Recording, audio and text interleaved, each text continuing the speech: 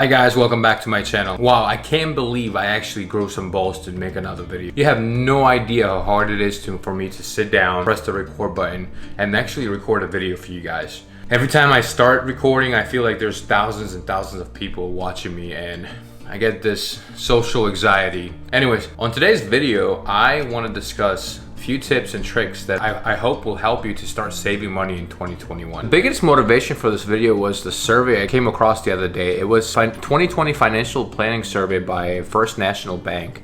And the survey stated that 53% of Americans don't have any emergency fund, and then 49% live paycheck to paycheck. And it's just a very, very scary thing to even think about, that people don't have any money to rely on in a case of emergency. So this survey and this article had my gears turning, and I wanted to record a video talking about this stuff.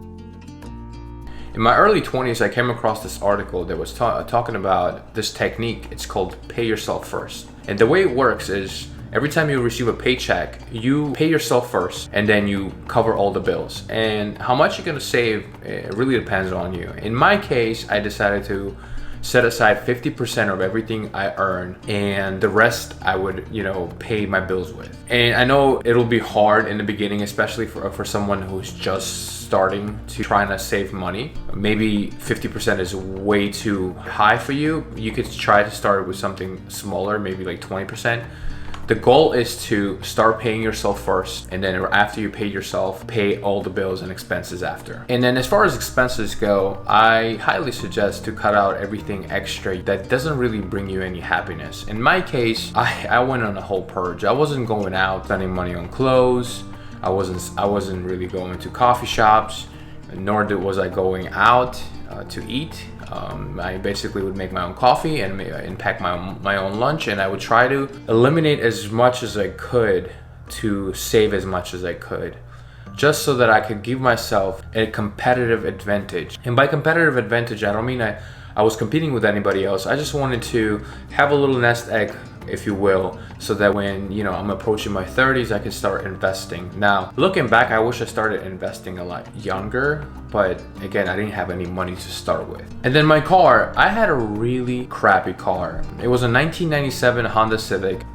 It was a manual shift, and that car would break on me all the freaking time. And the way I would save my commute, I don't know if it's a little counterproductive. I would only put enough for it to get me through the week, from school, because I was going to college, to apartment and back.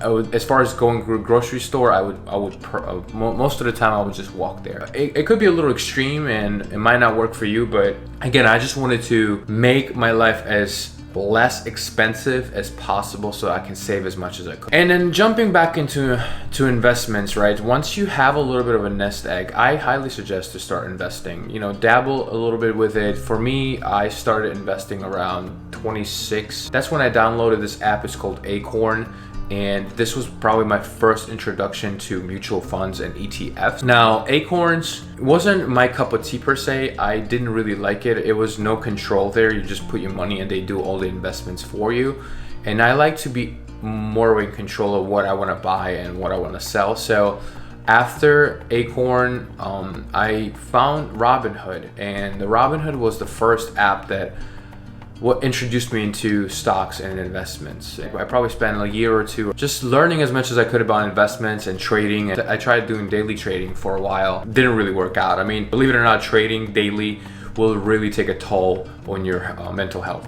Start early, as early as possible. If you are just graduating high school and you got your first job, or maybe you're in your second job, it doesn't really matter. And it doesn't really matter how much you make. Just try to start saving as soon as possible. And trust me, even the year or two of extra savings can make such a big difference in the long term. If you are in your early 20s or late teens, with the way technology and medicine has developed in the past few decades, there's a high chance you're gonna live another 60, 70 years. You don't wanna be unprepared for when you are retired and you have no money. Now, I know it sounds crazy for you to even think about being 70 or 80 at some point in your life. I know how it feels to be 18 and 20 thinking that you're gonna be young forever, but believe it or not, the time will go by and will go by fast. So you want to prepare. Make a budget for yourself. When I started, I didn't have any budget. I knew that I wanted to save money. Not creating a budget right away was a pretty big mistake in my opinion. I started using this app by Intuit. It's called Mint. Basically an app for consolidating all your accounts into one place and giving you one report of all your expenses and all your income. So you can see a big picture of everything that's happening in your personal finance. I highly suggest it. I've been using it for years and I've tried different alternatives and I keep coming back to this app because it's probably the best out there. Start a savings account. I know for me, I never actually had a savings account. I thought I could save everything in my checking account, but a lot of people find it very helpful when you have two separate accounts. So the money that you're saving, just set up for automated transfer. So every month, the percentage that you decided that you're gonna save will automatically transfer to your savings account, and that way, it'll help you overcome the hurdle of trying to budget and save yourself.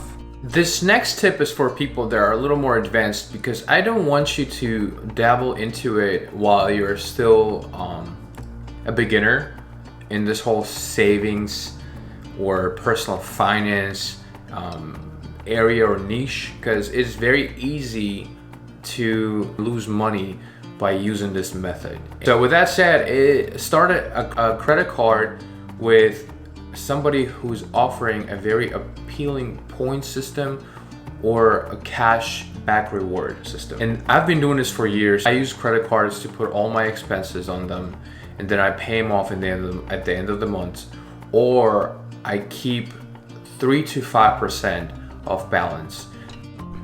Cancel as many subscriptions as you can. I do a quarterly purge where I will literally sit down and go through all my subscriptions and cancel as many as I possibly can, because ultimately all these subscriptions are the monthly charges to your account, which if you're not using or they're not bringing you any joy, you should be canceling it right away.